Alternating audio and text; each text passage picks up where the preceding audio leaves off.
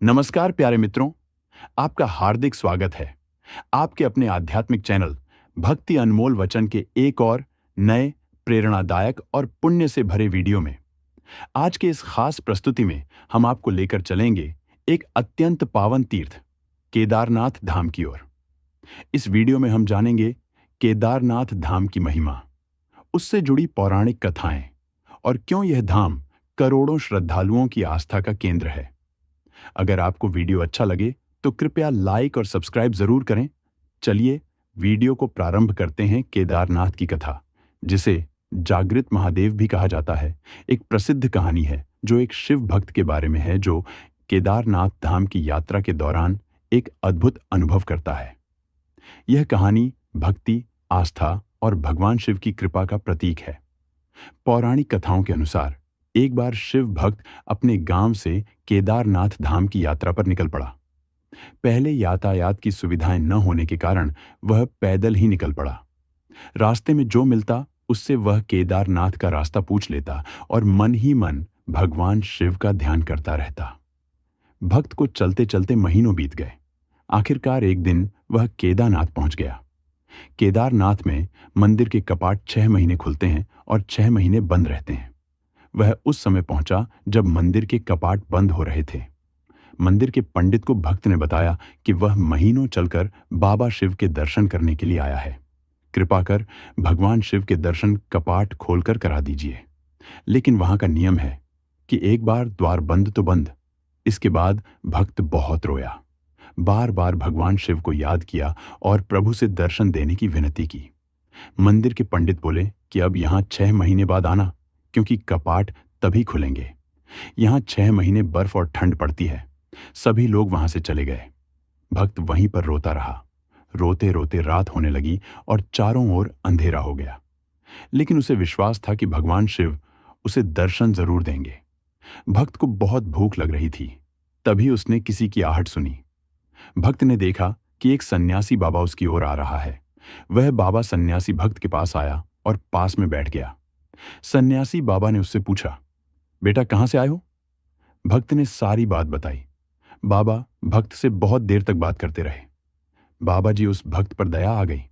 वह बोले कि बेटा, मुझे लगता है कि सुबह मंदिर जरूर खुलेगा, तुम दर्शन जरूर करोगे। बातों बातों में भक्त को ना जाने कब नींद आ गई। भक्त की आंख खुली तो उसने देखा कि बाबा कहीं नहीं थे। भक्त कुछ समझ पाता सभी उसने पंडित को पूरी मंडली के साथ आते देखा। उसने पंडित को प्रणाम किया और बोला कि आपने तो कहा था कि मंदिर अब 6 महीने बाद खुलेगा।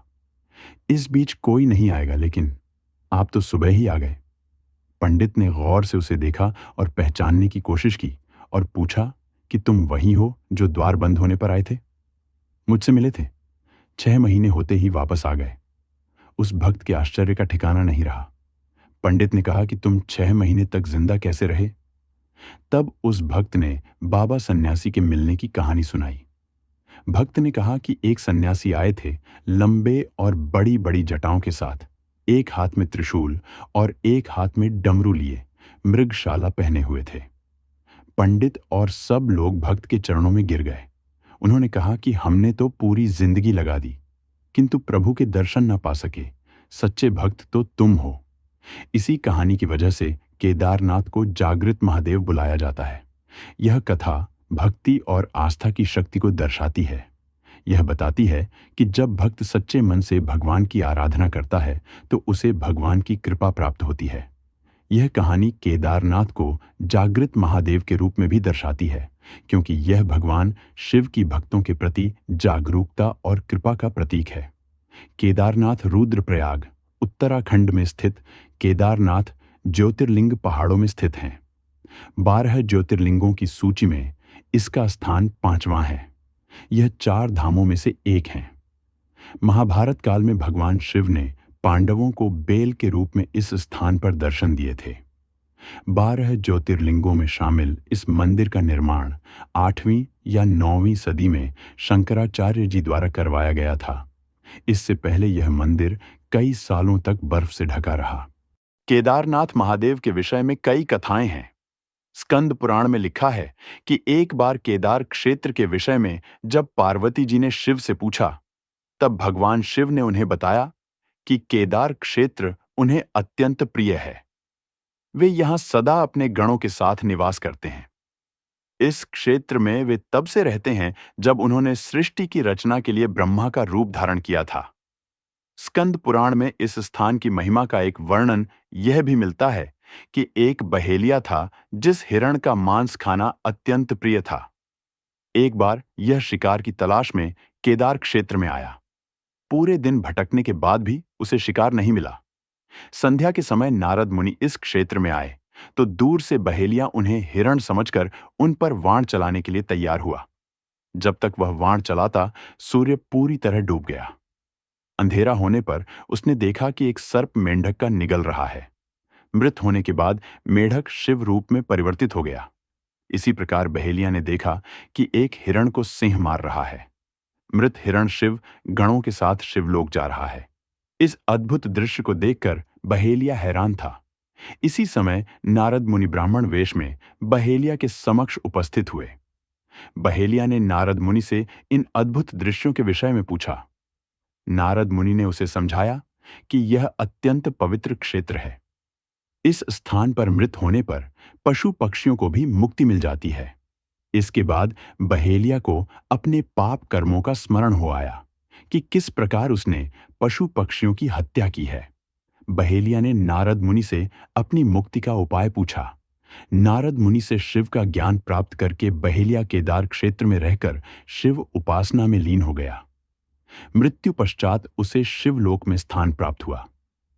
केदारनाथ ज्योतिर्लिंग की कथा के विषय में शिव पुराण में वर्णित है कि नर और नारायण नाम के दो भाइयों ने भगवान शिव की पार्थिव मूर्ति बनाकर उनकी पूजा एवं ध्यान में लगे रहते। इन दोनों भाइयों की भक्तिपूर्ण तपस्या से प्रसन्न होकर भगवान शिव इनके समक्ष प्रकट हुए। भगवान शिव ने इनसे वरदान मांगने के लिए कहा तो जन कल्याण की भावना से इन्होंने शिव से वरदान मांगा कि वह इस क्षेत्र में जन कल्याण हेतु सदा वर्तमान रहें। इनकी प्रार्थना पर भगवान शंकर ज्योतिर्लिंग के रूप में केदार क्षेत्र में प्रकट हुए। केदारनाथ से जुड़ी पांडवों की कथा शिव पुराण में लिखा है कि महाभारत के युद्ध के पश्चात पांडवों को इस बात का प्रायश्चित हो रहा था कि उनके हाथों उनके अपने भाई बंधुओं की हत्या हुई है। वे इस पाप से मुक्ति पाना चाहते थे। इसका समाधान जब इन्होंने वेद व्यास जी से पूछा तो उन्होंने कहा कि बंधुओं की हत्या का पाप तभी मिट सकता है जब शिव इस पाप से मुक्ति प्रदान करेंगे। शिव पांडवों से अप्रसन्न थे। अतः पांडव जब विश्वनाथ के दर्शन के लिए काशी पहुंचे तब वे वहां शंकर प्रत्यक्ष प्रकट नहीं हुए। शिव को ढूंढते हुए तब पांचों पांडव केदारनाथ पहुंच गए। पांडवों को आया देखकर शिव ने भैंस का रूप धारण कर लिया और भैंस के झुंड में शामिल हो गए। शिव की पहचान करने के लिए भीम एक गुफा के मुख के पास पैर फैलाकर खड़ा हो गया। सभी भैंस उनके पैर के बीच से होकर निकलने लगे, लेकिन भैंस बने शिव ने पैर के बीच से जाना स्वीकार नहीं किया। इससे पांडवों ने शिव को पहचान लिया। इसके बाद शिव वहां भूमि में विलीन होने लगे। तब भैंस बने भगवान शंकर को भीम ने पीठ की तरह से पकड़ लिया। भगवान शंकर पांडवों की भक्ति एवं दृढ़ निश्चय को देखकर प्रकट हुए तथा उन्हें पापों से मुक्त कर दिया। इस स्थान पर आज भी द्रौपदी के साथ पांचों पांडवों की पूजा होती है। यहाँ शिव की पूजा भैंस के पृष्ठभाग के रूप में तभी से चली आ रही है। केदारनाथ को पंच केदार में से एक माना जाता है, जहां शिव के 5 अलग अलग अंगों का प्रतीक है, जिनमें केदारनाथ में उनका कूल्हा, रुद्रनाथ में उनका मुख, तुंगनाथ में हाथ, मध्यमहेश्वर में उनका पेट और कल्पेश्वर में उनकी जटाएं शामिल हैं। धन्यवाद।